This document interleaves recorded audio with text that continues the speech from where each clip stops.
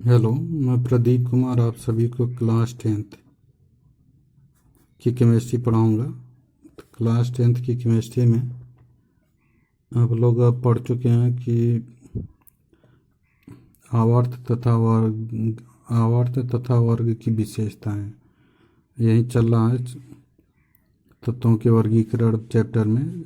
यह चौथा चैप्टर है तत्वों का वर्गीकरण, जिसमें कि बहुत सारा चीज़ पढ़ा चुके हैं और इस समय पढ़ा रहे हैं आवर्त तथा वर्ग की विशेषताएं। तो 4-5 हेडिंग इसमें भी ख़त्म हो गया है विशेषताएं में। पाँचवा विशेषता है धात्विक तथा अधात्विक लक्षण। धात्विक तथा अधात्विक लक्षण।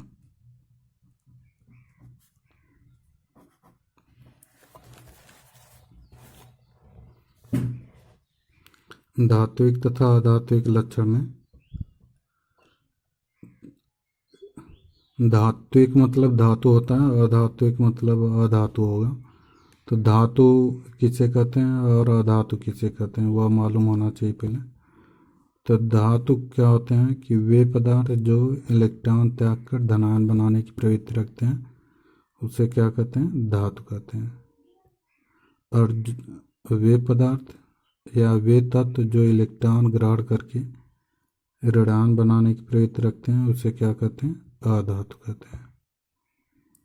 तो धात्विक मतलब कि जो इलेक्ट्रॉन त्याग कर धनायन बनाने की प्रवृत्ति रखते हैं। तो यहाँ पर हो जाएगा कि जिसके बाहरी कोश में 1 2 3 इलेक्ट्रॉन होता है वह इलेक्ट्रॉन को त्याग देता है, और जिसके बाहरी कोश में 4 5 6 7 इलेक्ट्रॉन होते हैं वह इलेक्ट्रॉन को क्या करते हैं, ग्रहण करते हैं। तो जो तत्व 1 इलेक्ट्रॉन त्यागता है तो उस पर +1 चार्ज आएगा, जो 2 इलेक्ट्रॉन त्यागेगा उस पर +2 चार्ज आएगा, जो 3 इलेक्ट्रॉन त्यागेगा वह उस पर +3 चार्ज आता है। और उसी तरह से अगर जो 4 इलेक्ट्रॉन को ग्रहण करता है उस पर -4 इलेक्ट्रॉन ग्रहण होता है, माइनस होगा। और जिसके बाहरी कोश में 5 इलेक्ट्रॉन होता है वह 3 इलेक्ट्रॉन को ग्रहण करेगा, तो -3 होता है या -2 होगा, यहाँ पर -1 इलेक्ट्रॉन होगा। तो इस तरह से यह इलेक्ट्रॉन को जो त्यागता है वह धातु होता है, और जो इलेक्ट्रॉन को ग्रहण करता है वह क्या होता है, अधातु होता है। तो धात्विक यानी कि जो इलेक्ट्रॉन को त्याग दे वह धात्विक होगा, और जो इलेक्ट्रॉन को ग्रहण कर ले वह क्या होगा, अधात्विक लक्षण प्रदर्शित करता है।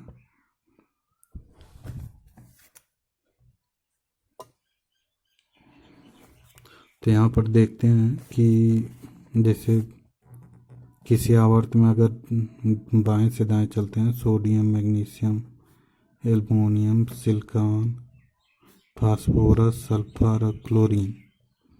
तो यहाँ पर 11 12 13 14 15 16 17। तो इसका जब इलेक्ट्रॉनिक विनाश करेंगे तो 2 8 1 2 8 2 2 8 3 2 8 4 2 8 5 2 8 6 2 8 7। तो यहाँ पर होगा कि यहाँ पर सबसे भारी कोश में देखेंगे इलेक्ट्रॉन, तो यहाँ पर 1 2 3 4 5 6 7 इलेक्ट्रॉन है। तो इस तरह से क्या होगा कि अभी बताया कि जिसके बाहरी कोश में 1 2 3 इलेक्ट्रॉन है, तो यहाँ पर 1 इलेक्ट्रॉन है, यहाँ पर 2 है, यहाँ पर 3 है। तो यह इलेक्ट्रॉन को त्याग देगा, क्योंकि अगर 1 इलेक्ट्रॉन को त्याग देगा तो यह इसके बाहरी कोश में 8 8 इलेक्ट्रॉन हो जाएंगे, स्थायी हो जाएगा। इसलिए यह क्या होगा, 1 इलेक्ट्रॉन को त्यागेगा तो इस पर +1 चार्ज आएगा, या 2 इलेक्ट्रॉन को त्यागेगा तो इस पर +2 चार्ज, या 3 इलेक्ट्रॉन त्यागता है तो +3 चार्ज, या जो 4 इलेक्ट्रॉन होता है वह इलेक्ट्रॉन को कभी कभी त्याग भी देता है, कभी कभी ले भी सकता है। तो यानी कि इसमें क्या है कि ज़्यादातर यह लेता ही है, तो इसकी वजह से यह -4 होगा, यहाँ पर -3 होगा, यहाँ पर -2 और -1। अगर यह एक इलेक्ट्रॉन ले लेता है तो इसके बारी कोष में 8 इलेक्ट्रॉन हो जाएंगे, तो इसकी संरचना हो जाएगी 2 2 2 8 8 हो जाएगा। तो इस तरह से स्थायी होने के लिए तत्व इलेक्ट्रॉन को त्यागते हैं और ग्रहण भी करते हैं, क्योंकि अगर बाह्य कोश में इलेक्ट्रॉनों की संख्या अगर 8 होती है तो वह अष्टक पूरा कर लेते हैं और वह क्या होते हैं, स्थायी हो जाते हैं। तो स्थायी होने के लिए वह इलेक्ट्रॉन को ग्रहण भी करते हैं और इलेक्ट्रॉन को त्यागते भी हैं। तो इस तरह से कह सकते हैं कि अब यहाँ पर देखेंगे जो जितना आसानी से इलेक्ट्रॉन को त्याग देता है वह उतना अधिक धात्विक होगा, और जो जितना आसानी से इलेक्ट्रॉन को ग्रहण कर लेते हैं वह उतना आसानी से वह उतना प्रबल अधात्विक होते हैं। तो यहाँ पर जो सोडियम होता है यह इसके बारी कोष में केवल एक इलेक्ट्रॉन है, वह आसानी से इलेक्ट्रॉन को त्याग देगा, और यहाँ पर इसके बारी कोष में एक 7 इलेक्ट्रॉन है, इसलिए यह आसानी से इलेक्ट्रॉन को ग्रहण कर लेगा। तो यहाँ पर यह प्रबल धात्विक होगा या प्रबल अधात्विक होगा। तो यहाँ पर देखेंगे तो -4 -3 -2 -1 में जो संख्या माइनस में होती है, जो संख्या माइनस में होती है, जो सबसे छोटा होता है वहीं बड़ा होता है, और जो बड़ा होता है वहीं सबसे छोटा होता है। तो यहाँ पर -4 सबसे छोटा होता है, उससे बड़ा यह, उससे बड़ा यह, सबसे बड़ा यह होगा। तो यानी कि इधर जा रहे हैं तो अधात्विक लक्षण क्या आ रहा, बढ़ रहा। तो यहाँ पर इस तरह से देखेंगे तो धात्विक लक्षण क्या होता है, बढ़ता है, और अधात्विक लक्षण क्या होता है, घटता है। तो यहाँ पर देखेंगे तो होगा किसी आवर्त में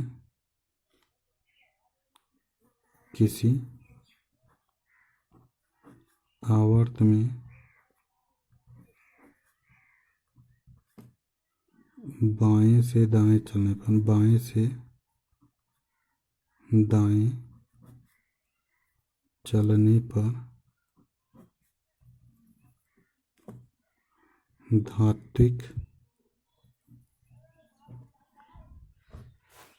धात्विक लक्षण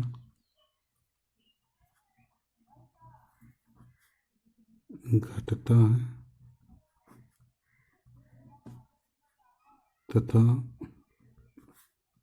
अधात्विक लक्षण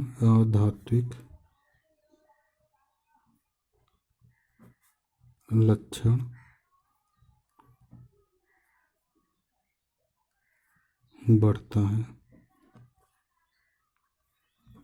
तथा अधात्विक लक्षण बढ़ता है, क्योंकि आवर्त में बाएं से दाएं जाने पर, बाएं से दाएं जाने पर,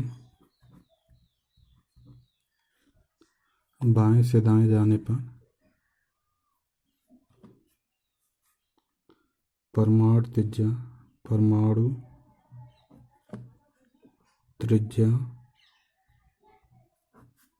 घटती है। अगर परमाणु त्रिज्या घटती है, अगर परमाणु त्रिज्या घट रही है बाएं से दाएं चलने पर, तो सबसे कम परमाणु त्रिज्या क्लोरीन का होगा, इसलिए वह इलेक्ट्रॉन को आसानी से ग्रहण कर लेता है।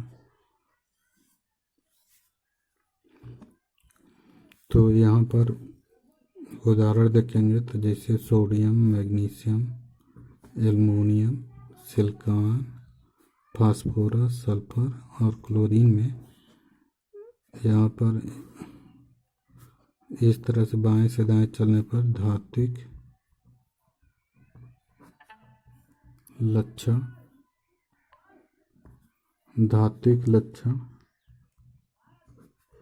बढ़ता है, घटता है।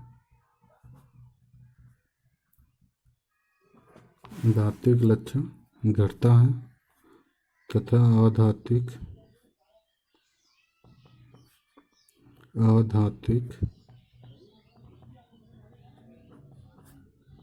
लक्षण बढ़ता है।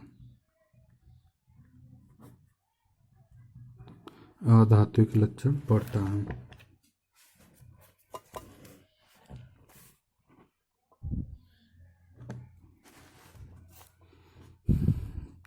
तो जो सोडियम के बाहरी कोश में एक इलेक्ट्रॉन होता है, वह आसानी से इलेक्ट्रॉन त्याग कर धनायन बना लेगा और यह एक इलेक्ट्रॉन ग्राट करके ऋणायन बना लेगा। तो यहाँ पर बाएं से दाएं चलने पर धात्विक लक्षण बढ़ता है और अधात्विक लक्षण क्या होता है, धात्विक लक्षण घटता है और अधात्विक लक्षण क्या होता है, बढ़ता है। तो कह सकते हैं कि जब परमाणु त्रिज्या घटती है तो अधात्विक गुण क्या होता है, बढ़ जाता है और धात्विक गुण क्या होता है, घट जाता है। अगर वर्ग में जाएंगे या तो रहा आवर्त में, अब इसके बाद वर्ग में तो वर्ग में बताए थे पिछले वीडियो में कि अगर आवर्त में बढ़ रहा है कोई गुण अगर आवर्त में बढ़ रहा है तो वर्ग में क्या होगा, घटेगा। अगर आवर्त में घट रहा है तो वर्ग में क्या होगा, बढ़ेगा। तो इसी क्रम पे तो यहाँ पर क्या होता है कि धात्विक लक्षण जो आवर्त में था धात्विक लक्षण घटता है और अधात्विक लक्षण बढ़ता है ना। तो वर्ग में जब ऊपर से नीचे आएंगे तो वर्ग में ऊपर से नीचे आने पर धात्विक लक्षण क्या होता है, बढ़ता है और अधात्विक लक्षण क्या होता है, घटता है। तो यहाँ पर कह सकते हैं कि किसी वर्ग में ऊपर से नीचे आने पर धात्विक लक्षण बढ़ता है और अधात्विक लक्षण घटता है, क्योंकि वर्ग में ऊपर से नीचे आने पर परमाणु त्रिज्या क्या होती है, बढ़ती है। तो परमाणु त्रिज्या बढ़ती है तो परमाणु त्रिज्या बढ़ने पर अर्थात कि कोषों की संख्या बढ़ती है। अब कोषों की संख्या बढ़ेगी तो क्या होता है कि नाभिक से इलेक्ट्रॉनों की दूरी बढ़ती है। तो जो आकर्षण बल लगता है नाभिक द्वारा वह क्या होता है, कम होने लगता है, जिससे इलेक्ट्रॉन को आसानी से निकाल सकते हैं। तो यहाँ पर हो जाएगा कि किसी वर्ग में ऊपर से नीचे जाने पर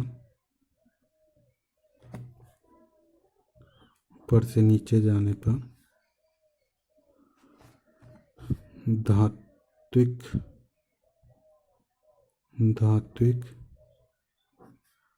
लक्षण बढ़ता है और अधात्विक लक्षण घटता है।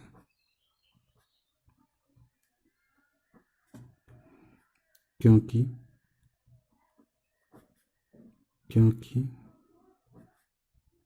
परमाणु त्रिज्या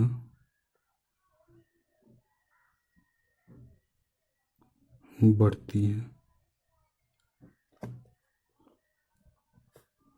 अर्थात कोषों की संख्या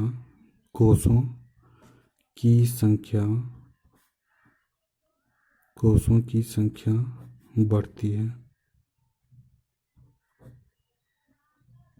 अर्थात कोषों की संख्या क्या होती है, बढ़ती है। तो जैसे वर्ग में ऊपर से नीचे जाने पर धात्विक लक्षण क्या होता है, बढ़ता है, और अधात्विक लक्षण क्या होता है, घटता है, क्योंकि परमाणु त्रिज्या क्या होती है, बढ़ती है, अर्थात कोषों की संख्या क्या होती है, बढ़ती है।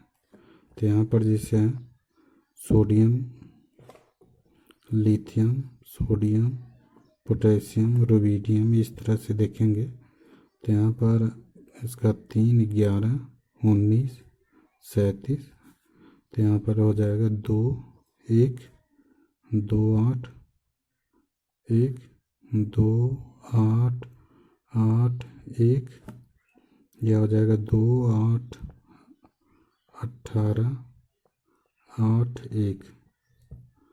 तो इसमें देख रहे हैं कि लिथियम में 2 कोष है, इसमें 3 कोष है, इसमें 4 कोष है, इसमें क्या है, 5 कोष है। तो इस तरह से जब ऊपर से नीचे आएंगे तो परमाणु त्रिज्या क्या हो रही है, बढ़ रही है। तो परमाणु त्रिज्या बढ़ेगी तो नाभिक से इलेक्ट्रॉनों की दूरी बढ़ेगी, नाभिक से दूरी बढ़ेगी तो जो बाह्य कोष में इलेक्ट्रॉन होते हैं उस पर नाभिक द्वारा लगाया गया जो आकर्षण बल होता है वह क्या होता है, कम होने लगता है, जिससे इलेक्ट्रॉन को आसानी से निकाल सकते हैं। तो निकालेंगे तो धनायन बनेगा, इसलिए जो जिसकी परमाणु त्रिज्या सबसे अधिक होती है वह अधिक धनायन होता है। तो इस तरह से कर सकते हैं कि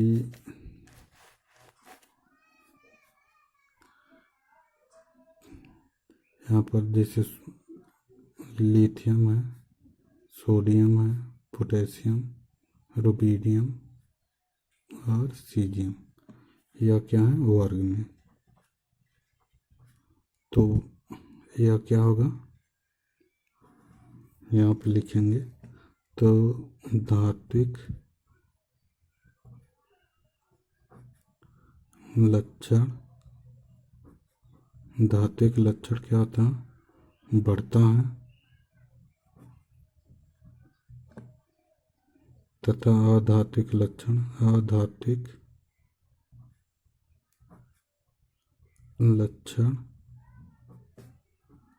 घटता है।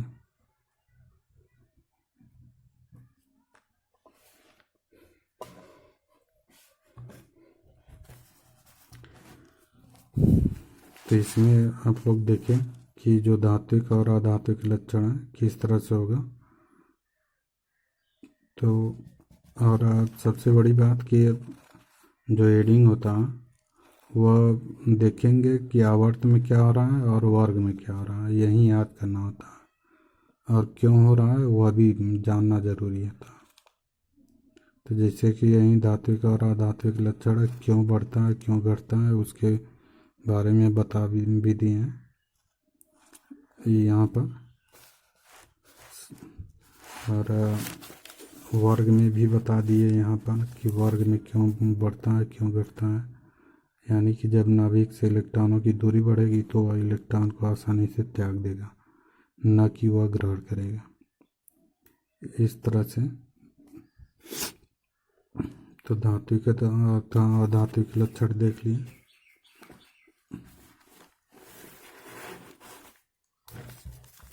अब इसके बाद देखेंगे तो संयोजकता, छठवां है संयोजकता।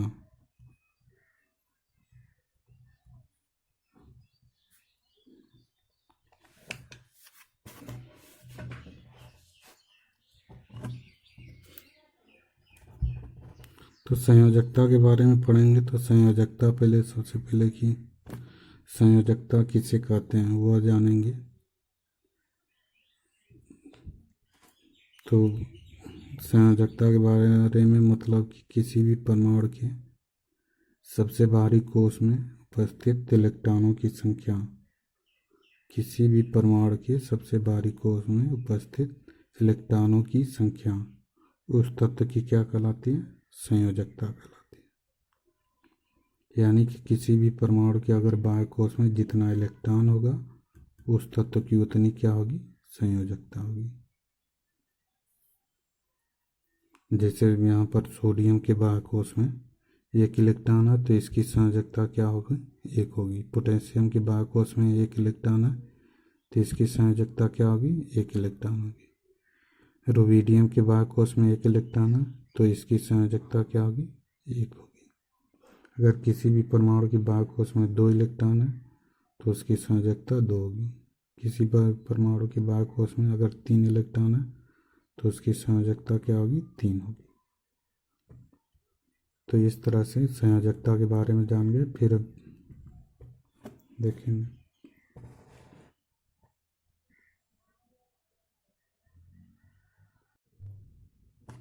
तो इस तरह से संयोजकता देखेंगे। तो संयोजकता में क्या होगा कि यह हाइड्रोजन के सापेक्ष भी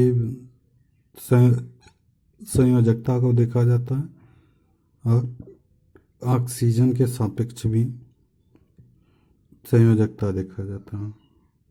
तो जैसा कि पीछे संयोजकता के बारे में बताया कि अगर किसी भी परमाणु के बाह्य कोश में जितना इलेक्ट्रॉन होगा उस तत्व की क्या कहलाएगी? संयोजकता कहलाएगी। तो यहाँ पर जो संयोजकता है वह हाइड्रोजन के सापेक्ष भी होता है। तो यहाँ पे देखेंगे तो हाइड्रोजन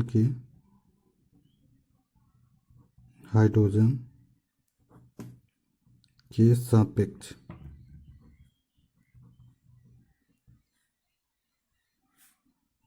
एक होता है हाइड्रोजन के सापेक्ष और एक होता है ऑक्सीजन के सापेक्ष।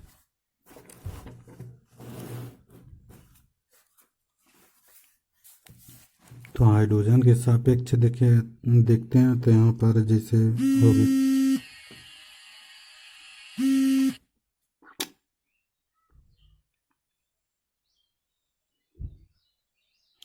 हाइड्रोजन के सापेक्ष देखेंगे तो यह हो जाएगा कि किसी आवर्त में अगर बाएं से दाएं चलते हैं तो हाइड्रोजन के सापेक्ष तत्वों की संयोजकता क्या होती है?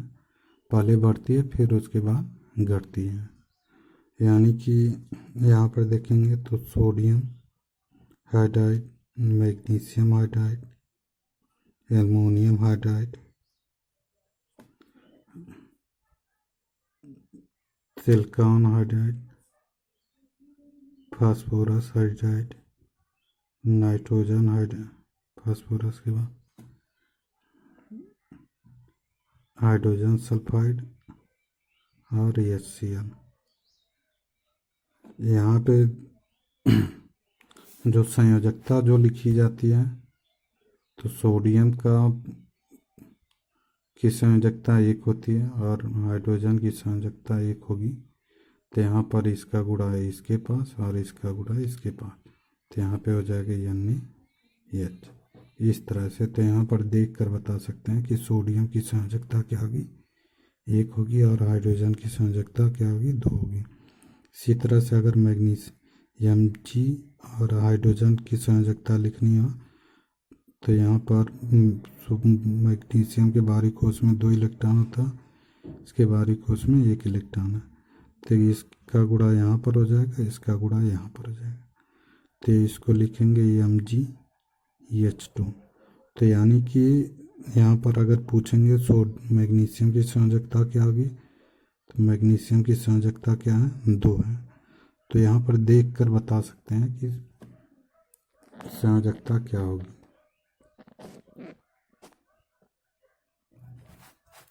तो यहाँ पर क्या हो जाएगा? यहाँ पर देखेंगे तो सोडियम के पास हाइड्रोजन है तो हाइड्रोजन सोडियम की संयोजकता क्या हो जाएगी? 1 हो जाएगी। मैग्नीशियम की संयोजकता क्या हो जाएगी? 2 हो जाएगी। एल्युमिनियम की संयोजकता क्या हो जाएगी? 3 हो जाएगी। सिलिकॉन की संयोजकता क्या हो जाएगी? 4 हो जाएगी। फास्फोरस की संयोजकता क्या हो जाएगी? 3 हो जाएगी। हाइड्रोजन सल्फर की संयोजकता क्या हो जाएगी, सल्फर के पास 2 हाइड्रोजन है तो इसलिए इसकी संयोजकता 2 हो जाएगी।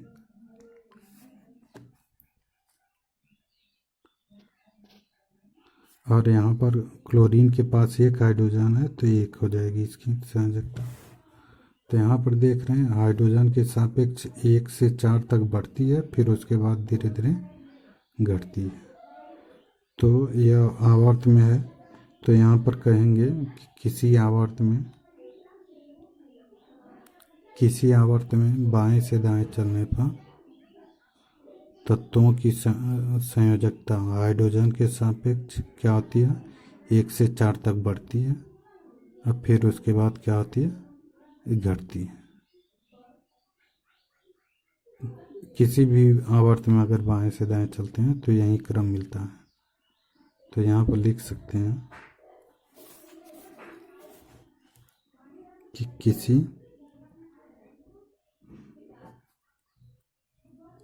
आवर्त में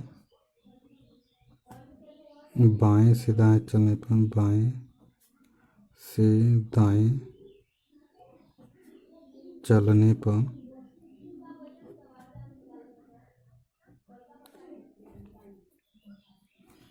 बाएं से दाएं चलने पर हाइड्रोजन के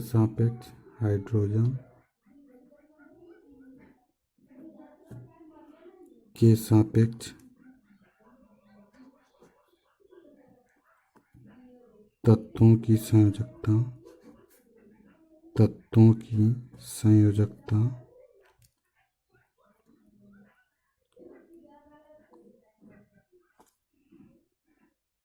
पहले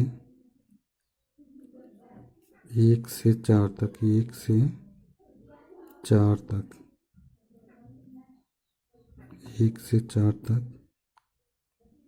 बढ़ती है, 1 से 4 तक बढ़ती है और फिर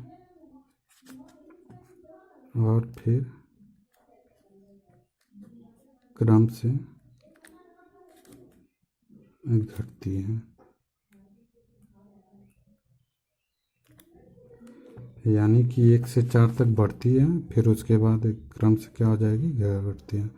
तो किसी आवर्त में बाएं से दाएं चलने पर हाइड्रोजन के सापेक्ष तत्वों की संयोजकता पहले 1 से 4 तक क्या होती है, बढ़ती है और फिर क्या हो जाती है, घट जाती है। जैसा कि यहाँ पर दिखाया गया है कि तत्वों की संयोजकता क्या है, 1 2 3 4 फिर 3 2 1, यानी कि 1 से 4 तक बढ़ती है, फिर उसके बाद क्या हो जाती है, घटने लगती है।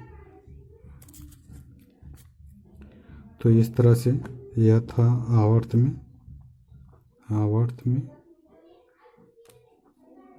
तो किसी भी आवर्त में अगर बाएं से दाएं चलते हैं तो यही क्रम मिलता है।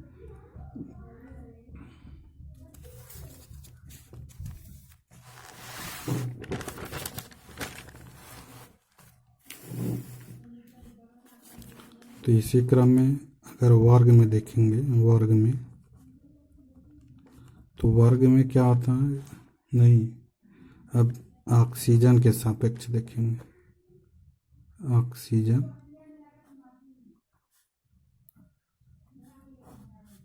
के सापेक्ष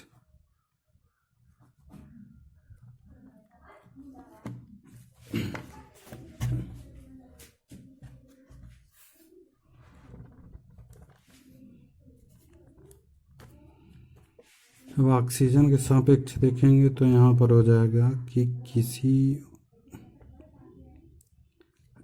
आवर्त में अगर बाएं से दाएं चलते हैं तो ऑक्सीजन के सापेक्ष संयोजकता क्या होती है, क्रम से बढ़ती है। यानी कि अगर उदाहरण देखेंगे तो यहाँ पर हो जाएगा, जैसे लेंगे तो sodium, magnesium, aluminium, silicon, phosphorus, sulphur और क्लोरीन। तो यहाँ पर ऑक्सीजन जोड़ेंगे तो Na2O, MgO, Al2O3, SiO2, P2O5 SO3 और Cl2O7। तो यहाँ पर भी जैसे क्या होता है कि सोडियम की संयोजकता क्या है, 1 है, और ऑक्सीजन की संयोजकता 2 होती है।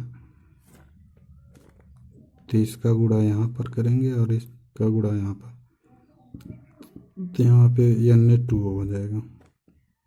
तो यहाँ पर ऑक्सीजन के साथ गुणा में क्या है, 1 है। तो सोडियम की संयोजकता अगर पूछी जाएगी तो यहाँ पर 1 हो जाएगा। अगर MgO का देखेंगे तो यहाँ पर इसकी संयोजकता 2 होती है, इसकी भी संयोजकता 2 होती है। इसका गुणा यहाँ पर, इसका गुणा क्या हो जाएगा यहाँ पर, तो यह बनेगा Mg2O2। अगर 2 से भाग देते हैं तो यहाँ पर MgO हो जाएगा। तो यहाँ पर देखेंगे तो इसकी संयोजकता 1 हो जाएगी, इसकी संयोजकता 2 हो जाएगी। अगर एल्युमिनियम का देखेंगे तो एल्युमिनियम का देखने पर ऐसे ही मालूम हो जा रहा है कि कितनी संयोजकता है, क्योंकि इसका ऑक्सीजन का गुणांक क्या है, 3 है। तो यहाँ पर इसकी संयोजकता 3 हो जाएगी। अब सिलिकॉन डाइऑक्साइड का देखेंगे तो सिलिकॉन डाइऑक्साइड में SiO2 है ना, तो सिलिकॉन की संयोजकता 4 होती है और ऑक्सीजन की संयोजकता 2 हो जाएगी। तो इसका गुणा यहाँ पर, इसका गुणा क्या होगा यहाँ पर, तो यह हो जाएगा Si2O4। अब 2 से भाग दे देंगे तो यह 2 से भाग देंगे तो यह हो जाएगा SiO2। तो यहाँ पर इसकी संयोजकता कितनी हो गई, 4 हो गई। P2O5 में भी देखेंगे तो फास्फोरस की संयोजकता एकदम साफ साफ दिखा रही है कि 5 है। SO3 में देखेंगे तो यहाँ पर सल्फर के बाह्य कोश में 6 इलेक्ट्रॉन होते हैं और ऑक्सीजन के बाह्य की संयोजकता क्या होती है, 2 होती है। तो यहाँ पर इसका गुणा यहाँ पर, इसका गुणा यहाँ पर, तो यह हो जाएगा S2O6। तो S2O6 लिखें चाहे SO3, क्योंकि 2 का भाग देंगे तो यहाँ पर 2 का भाग देने पर हो जाएगा SO3। तो SO3 हो जाएगा। तो इस तरह से देखेंगे तो यहाँ पर SO3 में इसकी संयोजकता क्या लिया गया है, 6 लिया गया है। और Cl2O7 में देखेंगे Cl2O7 तो ऑक्सीजन की संयोजकता 2 लिया गया है और इसके बाह्य कोश में 7 इलेक्ट्रॉन होते हैं। बाह्य कोश में 7 इलेक्ट्रॉन हो गया तो यहाँ पर इस गुणांक क्या हो जाएगा, तो यह हो जाएगा Cl2O7 हो जाएगा। तो यानी कि यहाँ पर कहेंगे तो क्लोरीन की संयोजकता कितनी हो गई, 7 हो गई। तो यहाँ पर देख रहे हैं तो इसकी संयोजकता क्या है, क्रम से बढ़ रही है। यह हो जाएगा संयोजकता।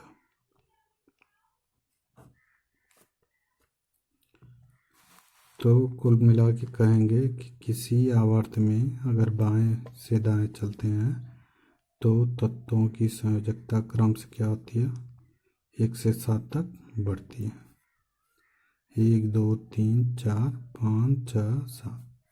तो ये क्रम से क्या हो रही है, बढ़ रही है।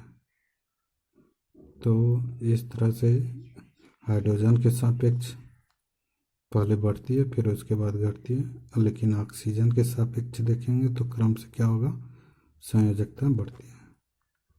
तो यहाँ पर लिख सकते हैं कि किसी आवर्त में बाएं से दाएं जाने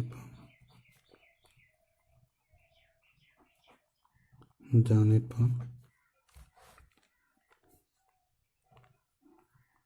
तत्वों की संयोजकता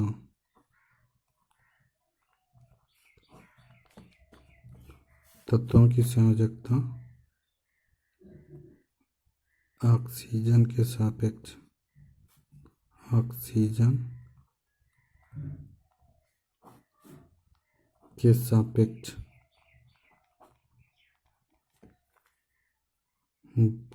क्रम से बढ़ता है,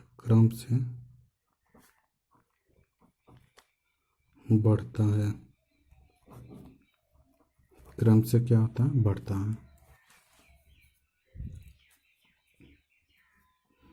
तो इस तरह से हम लोग समझ लिया कि आप हाइड्रोजन के सापेक्ष तत्वों की संयोजकता क्या होती है और ऑक्सीजन के सापेक्ष तत्वों की संयोजकता क्या होती है। तो ऑक्सीजन के सापेक्ष चलेंगे तो बाएं से दाएं चलने पर क्या होता है, तत्वों की संयोजकता क्या होती है, बढ़ती है। और ऑक्सीजन के सापेक्ष बढ़ती है, हाइड्रोजन के सापेक्ष क्या होता है, पहले बढ़ता है और फिर क्या होता है, घटता है। तो इस तरह से यह चैप्टर यहीं पे ख़त्म होता है, चौथा चैप्टर। अब इसके बाद अगला चैप्टर कार्बनिक यौगिक होता है, जिसमें कि तत्वों का नोमेनक्लेचर पढ़ाएंगे।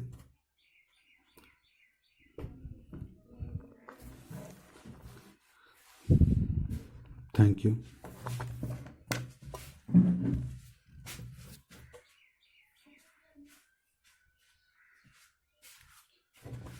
और जिसको रेगुलर वीडियो अगर पढ़ना है कायदे से तो वह वीडियो को सब्सक्राइब कीजिए। सब्सक्राइब करने पर और आप एक लाइक भी करिए। अगर वीडियो अच्छा लगता है तो लाइक भी करिए और सब्सक्राइब भी कीजिए ताकि आपके पास वीडियो हमेशा पहुंचता रहे। Thank you.